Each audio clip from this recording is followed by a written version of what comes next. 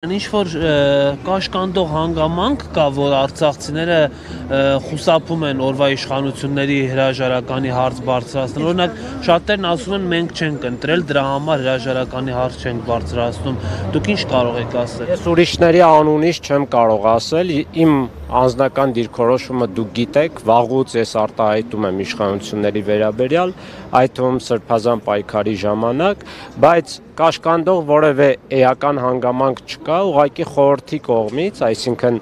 արցախցիների իրավունքների պաշտպանության խորհրդի կողմից հրապարակվել է պահանջագիր, որը մեր օրակարգն է, մեր գործողությունների օրակարգն է, բայց խորհրդի անդամ անձինք եւ կազմակերպությունները բնականաբար ազատ են իրենց քաղաքական դիրքորոշումները հայտնելու, այդ թվում ես, բայց բուն խորհրդի օրակարգը իշխանափոխության հարց կամ օրակարգ չի ներառում, որովհետև ուղղակիորեն խորհրդի օրակարգը ներառում է Արցախի ժողովրդի իրավունքների պաշտպանության հարցեր։ Այստեղ կաշկանդվածություն չասեմ, բայց սահմանափակությունը սա է խորհրդի մասով։ Իսկ թե ով ինչ դիրքորոշում ունի, բոլորը ազատ են իրենց քաղաքական դիրքորոշումներում եւ գործողություններում։ Հանրային ճնշումը ըստ ձեզ, պարոն Բեկլարյան, միջազգային հանրության վրա, միջազգային կառույցների վրա առանց մեր իշխանության աշխատանքի որքան ազդեցություն